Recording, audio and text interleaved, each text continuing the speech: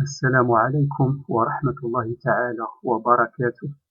رؤيا المهدي الامير، خلاصة الجزء الرابع، الحلقة الثانية، العنصر الخامس. بسم الله الرحمن الرحيم، والصلاة والسلام على جميع الأنبياء والمرسلين، لا نفرق بين أحد منهم ونحن له مسلمون. أن تكون المعلم أو الولي المرشد أو المهدي أو الإمام، فعليك أن تثبت أنك تستحق هذا المنصب، وتستطيع أن توجه من تؤمهم وترشدهم وتعلمهم. عليك أن تبين لهم المصدر الذي يلهمك معارفك وعلومك، ويكون المصدر مقنعا لتلامذتك ومن هم تحت رعايتك. عليك أن تبني دروسك على أساس سليم لا يأتيه الباطل من بين يديه ولا من خلفه، بأن تتبع وحي الله وإلهامه، وتبتعد عن وحي النفس وعلوم الكتب البشرية المتناقضة واجتهاداتها التي كتبت وطبعت ونشرت دون وحي ملموس ولا إلهام. ونحن نعلم أن الكثير منها حرف، كما حرفت السيرة النبوية وزاد عليها وانتقص منها وغيرت وحجبت العلوم الصحيحة بفعل فاعل. والرؤى جزء من النبوة وتحمل علوما، وكل حلقاتنا نبني علومها ومعارفها على أساسها وأساس إلهامات لم يتسنى لنا تدوينها كلها. وجامعتنا المنشودة هي المدرسة الجديدة للجيل الجديد الذي يريد استرجاع الأمجاد وعلوم الأجداد التي عرف بها رسلنا وأنبياؤنا ومن خالفهم سلام الله عليهم جميعا، من حكمة ووحي إلهي وإلهام ينير لنا طريقنا ويفتح لنا بصائرنا على حقيقة الوجود وحقيقة العبادة والعباد. تكلمنا كثيرا عن المهدي عليه السلام وعن مكونات شخصيته ونفسه التي أكدت الرؤى في مختلف الحلقات تدريجيا أنها تتشكل من 4 أطياف: إنسي وجني وملاك وشيطان. وفي هذه الحلقة سنوضح خلاصة العنصر الخامس الذي تجتمع تحته هذه الأطياف ال4 لتكون شخصه وما تحمله من جديد. الرؤيا الأولى يوم 27/3/2020. رأيتني أخرج من بيتي صباحا وأتوجه إلى ركن الشارع، حيث يزاول بعض أصحاب السيارات مهنة النقل وتوصيل الناس، وينشطون بدون رخصة من الحكومة، ونستطيع أن نصفهم بالخارجين على القانون والمتمردين على حكومات الشياطين. كنت أسير مباشرة نحو سيارة صديق قديم اسمه المهدي. مررت عليه وهو يكلم أشخاصا وأنا أنظر إليهم، وكان الأمر سريعا وردة فعلي سريعة، حيث قلت له: هل ننطلق إلى وجهتنا؟ فأجابني حسنا: اركب. وكان فاتحا لأبواب السيارة. وأنا أمشي كنت أتعرف على 3 أشخاص يظهر ظلهم فقط، كانوا قبلي ينتظرون ركوب السيارة، وكنت أنظر في نفس الوقت للكثير من الناس وهم يقتربون من السيارة في مزاحمة لنا. تركت الوقت لمن رأيته أولى مني بالركوب أولا في المقعد الأمامي، لأنه كان متواجدا قبلي، وركبت في المقعد الخلفي على يسار السيارة. وركب الشخص الذي تركته يركب في مكانه الأصلي الذي هو يستحقه، ولم أتعدى على حقه. ثم نظرت على يساري وإذا بشخص يمسك بالباب ولا يترك أحدا يمر إلى المقعد الوسط، وسمح فقط لشخص يظهر أنه متوسط البنية وصغير السن كان كذلك يستحق المقعد الوسط، وكان ثالث من يركب ومن حقه أن يركب لأنه كان متواجدا كذلك ضمننا. كان الشخص الرابع قوي البنية وركب في مقعده، ونظرت إليهم جميعا وكنت سعيدا بالسلاسة التي ركبنا بها أربعتنا، ولم يتعدى أحدا على حق أحد منا في انسجام تام. ثم ركب صاحب السيارة المهاجي قائدها وسائقها.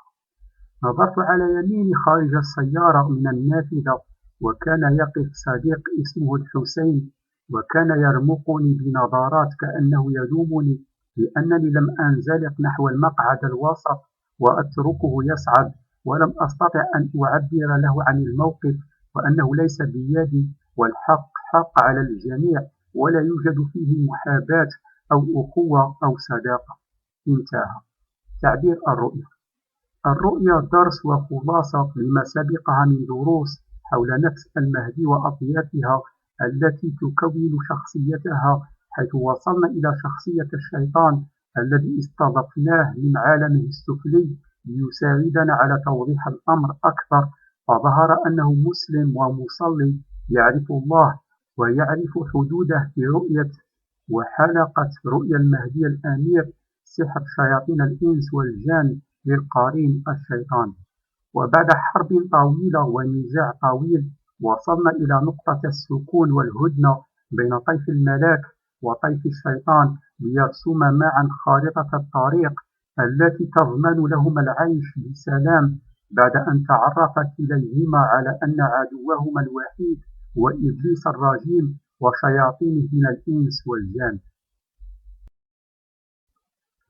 وفي هذه الرؤيا أول رمز هي السيارة وصاحبها المسمى المهاجي، وهذا الاسم يدل معناه على التهجئة، وهي عملية تفصيل الكلمة إلى حروف بترتيب متقن، والسيارة تدل على نفس صاحبها وهو من سيفصل لنا ويعرفنا على تهجئة هذه النفس ومكوناتها وترتيب الأطياف وأولوياته.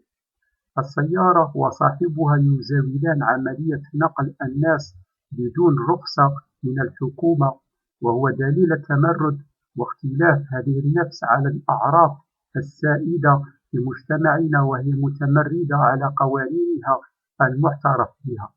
السيارة بها 5 مقاعد، 2 في الأمام و3 في الخلف، وهو دليل وصول العنصر الخامس الذي هو من يقود ويجمع العناصر الأربعة والأطياف الأربعة التي تعرفنا عليها والتي تكون هذه النفس الفريدة، وهي الأشخاص الأربعة الذين ركبوا فيها.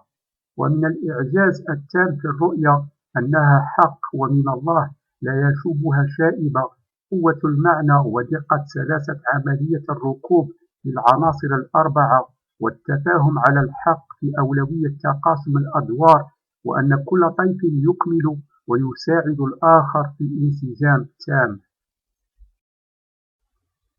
ولينا المرشد ترك المقعد الأمامي لمن يستحقه، وهو أحق بتواجده في الأمام، وركب في المقعد الخلفي عن اليمين.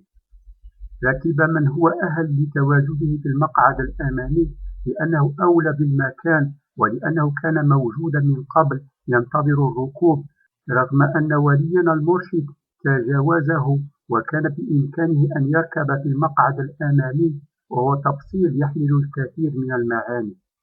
الجميل في كل هذا ما فعله القوي حين أمسك بالباب ولم يترك أحدا يمر، لأنه عادل في قراره، والمقعد الأوسط حجزه لصاحبه الذي كان نوعا ما ضعيف البنية وصغيرا في السن، ولم يدع أحدا يتعدى على حقه. وبعدها يركب الطيف الرابع الذي لم يستحي من أي أحد، وقاوم الجميع من أجل العدالة والحق، وحافظ على حق الضعيف. وأخيرا بعدما استوى الأطياف الأربعة بكل انسجام وسكون وسلاسة وسط الرضا التام منهم جميعا، يركب السائق المهاجي سيارته لتنطلق إلى الشرق ووجهتها القادمة، وهو دليل أن نفس المهدي استوت واكتملت ضمن نقطة السكون والتوازن، وبعد الهدنة الأخيرة وتقسيم المهام بين جميع الأطياف. وآخر مشهد هو نظرة الحسين لولينا المرشد، نظرة اللوم، لأنه لم يترك له الفرصة لركوب السيارة، وهو ما تقدمنا به من توضيح في المقدمة أن الحق حق ولو كان المعني حبيبا أو صديقا أو أخا.